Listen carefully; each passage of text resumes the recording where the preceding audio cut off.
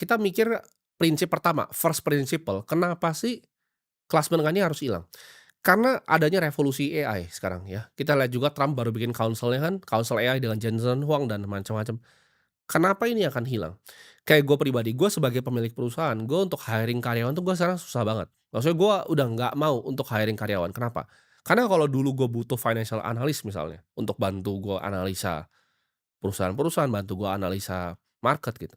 Itu gue butuh ada orang gitu untuk bisa ngelakuin misalnya Excel financial modeling. Tapi problemnya apa dengan AI sekarang? Zaman sekarang ya, bahkan gua kerja itu lebih banyak dibanding dulu. Kenapa? Karena gua rasa kerja zaman sekarang lebih enak untuk gua pribadi, ya. Jadi ketika gua tidur, kalau tidak ada 2 agent yang running untuk melakukan analisa, gua ngerasa gua sedang buang-buang waktu tidur gua, ya. Jadi yang gua lakukan adalah agent gua suruh, "Oke, bikin modeling tentang perusahaan ini, gua pengen lihat.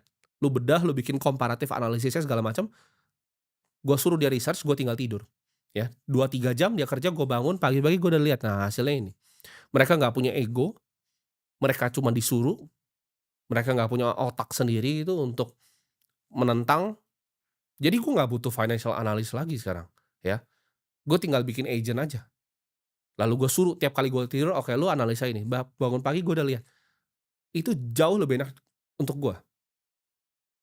Nah ini zaman dulu nggak ada, gitu. Makanya dibutuhkan kelas menengah ini. Ketika ini yang nggak dibutuhkan, nah problemnya itu akan dihilangkan kelasnya. Kenapa yang di bawah gue bilang tadi nggak dihilangkan? Karena ini masih belum bisa diganti, ya karena mereka butuh fisik. Untuk lu nganterin makanan dari datang ke mall dan nganter ke rumah lu itu butuh fisik. Sedangkan untuk ganti fisik ini dibutuhkan robotik gitu, dibutuhkan humanoid robot, yang sekarang belum sampai teknologinya. Jadi justru yang digantikan tuh adalah kelas menengah, gue udah bilang ya, yang duduk di depan komputer akan lebih gampang digantikan dibanding driver.